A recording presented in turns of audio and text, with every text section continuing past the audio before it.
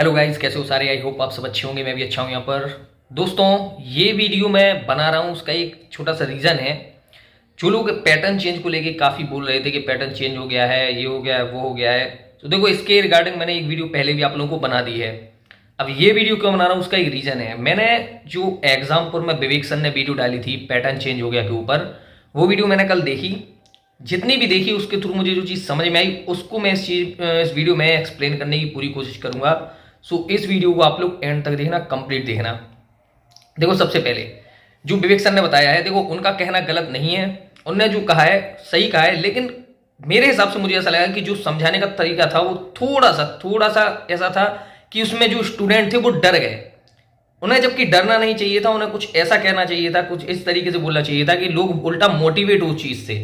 तो इस चीज़ को मैं इस वीडियो में आप लोगों को समझाने की थोड़ी कोशिश करूंगा। जिस तरह उन्होंने बताया था वीडियो में कि जो 3 पार्ट हैं आपके, जीके, जीएस और आपका जो मैथ रीजनिंग का पोर्शन है, उसमें किस तरह से क्वेश्चन पूछे गए।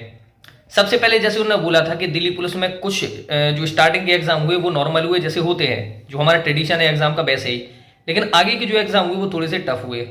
तो इस चीज़ को लेकर मैं मैं अपनी जो राय दूंगा, मैं यही कहूंगा। देखो, एग्जाम किसी भी टाइप का हो, एक चीज हमेशा याद रखो, चाहे वो पुलिस का हो, चाहे वो रेलवे का हो, एसएससी का हो, किसी का भी हो, सिलेबस सबका होता है। अब आप अगर ये कहो, अब मैं यहाँ विवेक सर की बात नहीं कर रहा हूं, मैं आपकी और मेरी बात कर रहा हूं।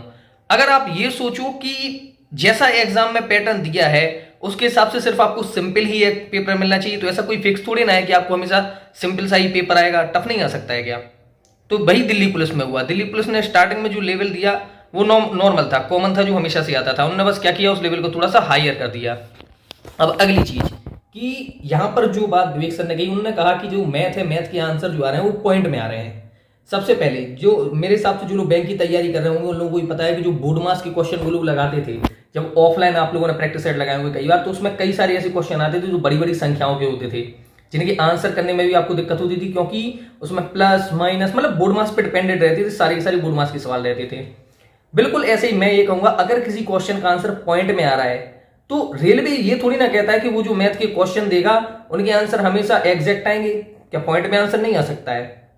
सो मेरे हिसाब से जहां तक मैं मानता हूं कि अगर आप एक अच्छे स्टूडेंट हो, आपने मैथ की तैयारी कर रखी है, आपकी कैलकुलेशन ठीक है, तो जो आप नॉर्मल आंसर निकाल सकते हो, आप चाहो तो उसे पॉइंट में भी आंसर निकाल सकते हो। देखो, मेन चीज ये नहीं है कि आंसर पॉइंट में आ रहा है, मेन चीज ये है कि हमारी मैथ अच्छी है कि नहीं, और रेलवे जो क्वेश्चन दे रहा है वो सही क्वेश्चन है या नहीं। कई बार ऐसा होता है ना कि आंसर गलत दे देता है रेलवे, तो मेरा कहने का यही मतलब है। सो इस चीज को हम इशू नहीं बना सकते हैं कि वो चीज पॉइंट में है तो वो पैटर्न चेंज हो गया। इसे पैटर्न चेंज होना नहीं कहते, इसे बस ये कहते हैं कि जो लेवल एग्जाम का वो थोड़ा सा बढ़ गया है। अगली चीज, पैटर्न चेंज होना मेरे हिसाब से मैं तब मानता कि जैसे आपका जो अभी ऐसा है कि अर्थमेटिक 25 नंबर की आती है और 5 नंबर की आती है आपकी मैथ सेकंड। अगर ये उल्टा हो जाता कि मैथ सेकंड 20 नंबर की आ रही है, 10 नंबर की सिर्फ अर्थमेटिक आ रही है, तो इसे बोलते हैं कि यहाँ पैटर्न चेंज हो गया है, मैथ सेकंड ज्यादा पूछ रहे हैं। अगली चीज, साइंस को लेकर जो सर ने बात बोली थी कि जो डेली लाइफ स्टाइल पर वहां पर क्वेश्चन पूछे जा रहे हैं कि नॉर्मल क्या चीजें होती हैं क्या नहीं होती हैं साइंस में, ध्यान रखना। सो आपको एक छोटी सी हिंट देता हूं। 2015 और 2016 और 2017 में जब मैंने एनटीपीसी का प्री मेंस दिया था, मैं भी आविष्कार और आविष्कारक जो साइंस में वो पुराने पढ़ के गया था, लेकिन कई सारे नए पूछे गए थे, समझे। तो हम लोग भी कहते थे कि यार पैटर्न चेंज हो गया है, ऐसा हो गया, वो हो गया, लेकिन बाद में इस चीज को मैंने समझा और सोचा कि ये पैटर्न चेंज नहीं हुआ है, ये हमारी गलती थी कि हमने पढ़ाई ठीक से नहीं की थी। हमने सिर्फ कॉमन चीजों को पढ़ा था, जो पुरानी चीजें हैं, हमने अपने आप को नए हिसाब से अपडेट नहीं किया था, नई चीजें नहीं पढ़ी थी। और जैसा कि मैं आप लोगों से हमेशा कहता हूं कि जब भी एक चीज पढ़ते हो तो उसे इंटरनेट से तैयार किया करो, ताकि आपके जो भी पॉइंट है जो आप छोड़ देते हो, जो आपको याद नहीं होते हैं, वो भी आपको तैयार हो जाएंगे। इसीलिए शुरुआत से ये चीज कहता आया हूं। जो लोग मुझसे पहले से जुड़े हैं उन्हें पता है, मैं यही कहता हूं कि इंटरनेट से स्टडी करो। इसीलिए जैसे आप आविष्कार पढ़ते हो तो उसे इंटरनेट पर सर्च कर दो, तो उससे क्या होगा कि आपको ऐसे आविष्कार हो या उनके आविष्कारक मिल जाएंगे जो आपको नॉर्मली बुक में नहीं मिलते हैं। तो ध्यान रखो, इसे पैटर्न चेंज करना नहीं कहते हैं। अब जैसे जब मैं एग्जाम में पढ़ के गया था, मुझे ये पता था कि परमाणु बम के जो आविष्कारक है वो ऑटो हान है, ठीक। जबकि एग्जाम में इसका जो ऑप्शन आया था, जो आंसर लगाया था, वो था रॉबर्ट ओपेनहीमर। तो ये मेरी गलती कहलाएगी कि अगर मैं उस चीज को नहीं पढ़ूंगा। ये नहीं कह सकता कि पैटर्न चेंज कर दिया रेलवे ने, अब साइंस टफ दी है, ऐसा कुछ नहीं कहा जाता। मेन चीज होती है पढ़ाई, जो आता है वो बुक से आता है। सो साइंस के चाहे क्वेश्चन डेली लाइफ स्टाइल के हों या नॉर्मल हो, ऐसा नहीं है कि सारे सारे क्वेश्चन ही डेली लाइफ स्टाइल पर बेस्ड होंगे। कुछ क्वेश्चन आए होंगे जो आपकी पुरानी बुक से भी होंगे। हाँ, 4-5 क्वेश्चन मान सकता हूँ साइंस के ऐसे कि जो आपको डेली लाइफ स्टाइल पर दे दिए होंगे। सो साइंस के लिए उतना आपको टेंशन लेने की जरूरत नहीं है। रीजनिंग में भी यही चीज बोली थी सर ने कि रीजनिंग में कई सारे क्वेश्चन ऐसे हैं जो बिल्कुल टफ हैं, उनके लॉजिक ही समझ में नहीं आ रहे हैं, उनका आंसर निकालना कैसे है। बात लॉजिक की नहीं है, बात सीधी सी इतनी है, रीजनिंग किस चीज पर डिपेंडेंट होती है, सारी की सारी हमारे ब्रेन पर डिपेंडेंट होती है। इस चीज से इसका कोई लेना देना नहीं है कि आप किस चीज को समझ पा रहे हो, किस चीज को नहीं समझ पा रहे हो। एक जो नॉर्मल स्टूडेंट होता है जिसकी बुद्धि कम चलती है, वो भी कई बार टफ से टफ क्वेश्चन का आंसर दे देता है, जबकि एक अच्छा स्टूडेंट उस क्वेश्चन को आंसर नहीं कर पाता है। और भाई जो टफ क्वेश्चन होते हैं, कॉमन सी बात है, जिसका दिमाग अच्छा चलेगा उसे कर लेगा। सो मैं तो ये मानता हूँ रीजनिंग में, और शुरुआत से ये भी रीजनिंग के बारे में मैंने बोला है कि रीजनिंग सिर्फ हमारे दिमाग का खेल होता है। हमारा अगर ब्रेन अच्छा चलता है, हम सोच सकते हैं, समझ सकते हैं, तो कॉमन सी बात है हम किसी भी रीजनिंग के क्वेश्चन को आंसर कर सकते हैं। सो रीजनिंग के लिए भी आप ये मत सोचो कि टफ है कि क्या है। जब हम लोगों को एनटीपीसी के लिए पिछली बार आई थी रीजनिंग, अभी ग्रुप डी में आई थी, तो जो कथन निष्कर्ष वाले क्वेश्चन आए थे, कई लोग सोच रहे थे कि वो टफ नहीं थे। ट्रेन निकल रही है, अभी क्वार्टर पे हूँ। तो रीजनिंग जो थी वो कुछ खास टफ नहीं थी। मेन चीज ये थी कि अगर आपने ठीक से क्वेश्चन को पढ़ा है, ऑब्जर्व किया है क्वेश्चन में ऑप्शन क्या है उसके, तो आप आराम से लगा सकते थे। इसके अलावा जो उन्होंने जीके जीएस पे कहा कि जीके जीएस के आजकल कुछ भी क्वेश्चन आ रहे हैं यहाँ से वहां से, उसके बारे में थोड़ा बोलूंगा। हाँ, यहाँ पर विवेक सर की बात काफी हद तक सही है। ये चीज पहले भी हो चुकी है एग्जाम में कई बार कि कोई शिफ्ट ऐसी आ जाती थी, उसमें जो जीके आती थी उसमें 4-5 क्वेश्चन ऐसे आते थे जो आपने पढ़े नहीं होंगे। इस चीज पे भी मैंने आप लोगों को शुरुआत से ही आपको बोलता आया हूं कि ये मान के चलो कि 100 नंबर में से 5 नंबर आपको ऐसे आने हैं जो आपको पता ही नहीं हुआ कि इनका आंसर क्या है, आपने कभी पढ़े ही नहीं होंगे।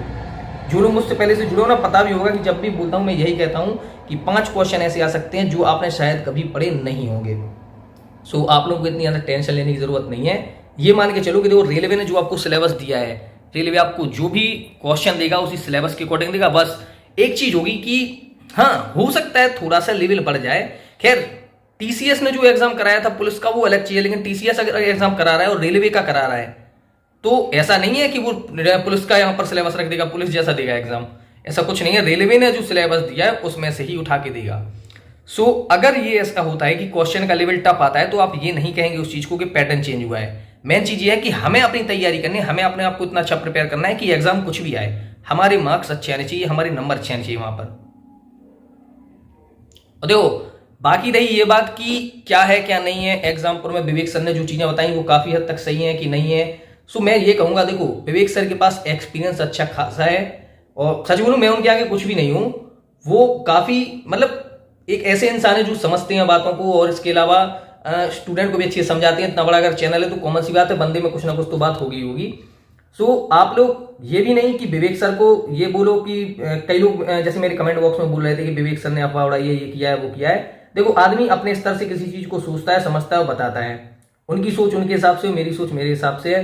तो ये चीज को आप मत सोचा करो। आपको ये नहीं सोचना है कि विवेक सर सही बता रहे हैं या गलत, या मैं सही बता रहा हूं या गलत। आपको अपनी तैयारी पर फोकस करना है, क्योंकि जॉब आपको लेनी है, ना उन्हें ना मुझे। ठीक।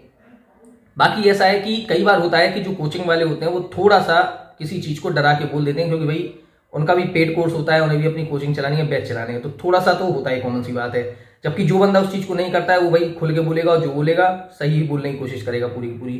तो मैं आपसे ये कहूंगा कि पैटर्न चेंज की बात को बिल्कुल टेंशन मत लो। पैटर्न चेंज नाम की कोई चीज नहीं होती है, क्वेश्चन का लेवल होता है मेन चीज। क्वेश्चन अगर तो हार्ड पूछा जाएगा या आपसे सिंपल सा पूछा जाएगा। सो डरने की बात नहीं है, बिंदास तैयारी करो, कोई दिक्कत नहीं है आप लोगों को। जो बुक्स बताएंगे उन बुक से आराम से पढ़ो। आपको कोई और बुक से पढ़ना है उस बुक से पढ़ो। पिछले साल के रेलवे ग्रुप डी के आप पेपर लगा लो एक बार, आपको काफी हद तक आइडिया हो जाएगा कि इस साल पेपर कैसा आएगा। और ये मत सोचो कि दिल्ली पुलिस का अगर टफ हुआ है तो इस साल भी टफ होगा। तैयारी ध्यान रखो, कोई भी पेपर टफ नहीं होता है इतना ज्यादा। स्टूडेंट का जो लेवल होता है वो उसे टफ आसान बनाता है। देखो आईआईटी का पेपर अगर आप देखो तो आप सोचोगे कि कितना टफ है, इसमें मैथ कैसी है, कैसे करेंगे, साइंस की क्वेश्चन है। लेकिन जो आईआईटी क्वालिफाई करते हैं वो क्या अलग से पढ़ के आते हैं? वो ऐसा तो है नहीं कि पेट से ही सीख के आते हो सब कुछ, यहीं आके पढ़ते हैं ना। तो सबका लेवल होता है, ऐसा कुछ नहीं होता है कि आप ये सोचो कि कोई चीज टफ होती है या आसान होती है। मेन चीज होता है हमारी मेंटलिटी। अगर हम उस चीज को अच्छे से सोचते हैं, समझते हैं, पढ़ते हैं तो हमारे लिए कोई चीज टफ नहीं है।